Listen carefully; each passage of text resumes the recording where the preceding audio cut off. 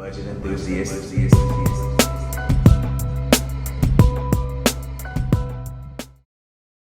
What's up, everybody? It's your boy, the Budget Enthusiast, and today we're going to take a look at The Conjuring, The Devil Made Me Do It. Now, when I first saw this trailer, I was super hyped, but as the trailer went on, I noticed that it was directed by Michael Chavez, who directed the super awful jump scare plagued Curse of La Llorona.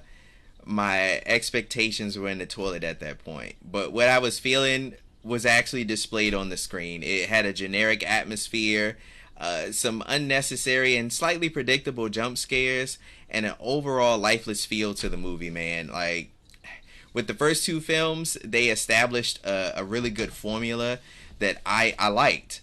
You show a brief glimpse into one of the cases that Ed and Lorraine are working on to set up the mood of the film, and then you get to see the actual case that the film is going to be based on right after. But this movie just starts off with a generic possession and a generic exorcism all at the same time. Now, you maybe have seen quite a few exorcism movies in your day, like The Exorcist or The Last Exorcism or anything like that, and you know how those things go. There's a lot of loud yelling of Bible scriptures. There are people holding up crosses. There are random wind being blown around the room. There's objects flying around. There is a person on a table or a chair contorting in various positions to make the audience say, "Oh man, that was crazy." Yeah, that's exactly what you get from the very start of the film. And while that is fine, I know it has to set up what we're about to witness. I just felt like it could have been done a little bit differently instead of so paint by numbers and just I keep saying the word generic, but it really was generic. The other two movies just had a way different feel, man. The cinematography was better. The families had a little bit of dimension and made you actually care about them. This particular one just made you really just care about Ed and Lorraine. So Michael Chavez, he tried to give the look and feel of the previous two.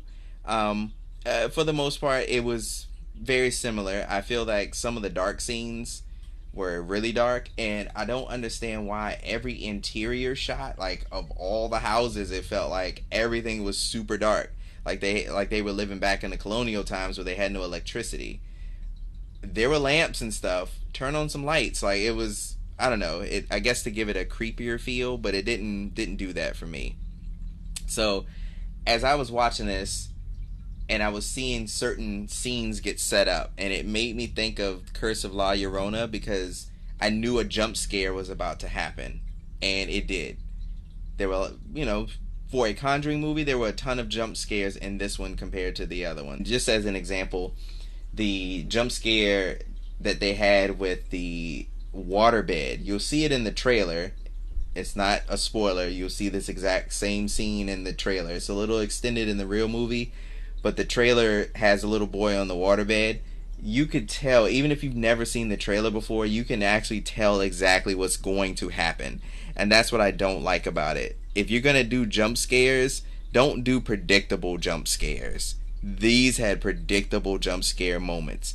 When it's quiet and all of a sudden you know something's around that corner or behind the person, and then it happens.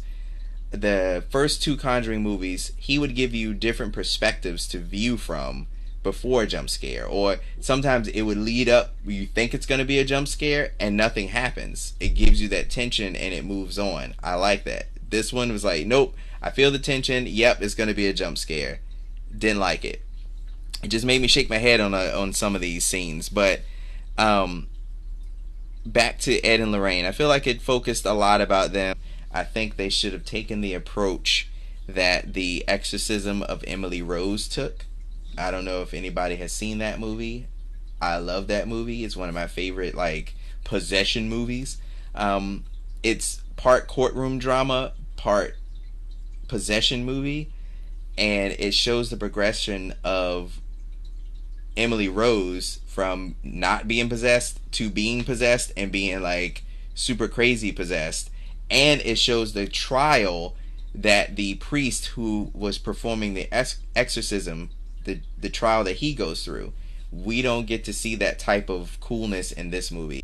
For the most part, I felt like this movie could have been way better. It should have been way better, and I really wish James Wan just directed it. But I know he has bigger projects going on, so he isn't going to direct. Probably not another Conjuring movie or one in the Conjuring universe. He's a big time director now, so he doesn't have as much time for the smaller projects.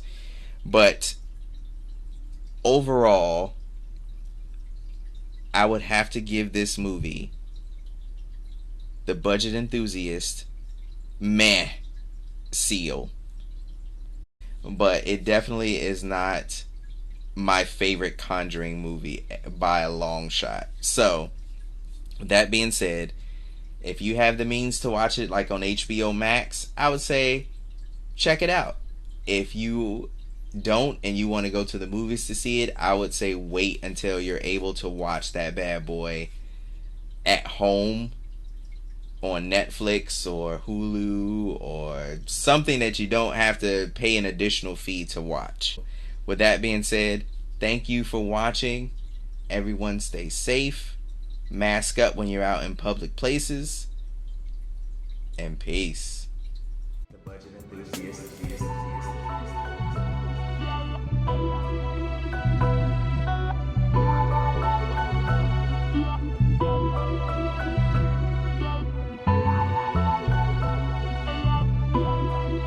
Boy DV. The budget enthusiast.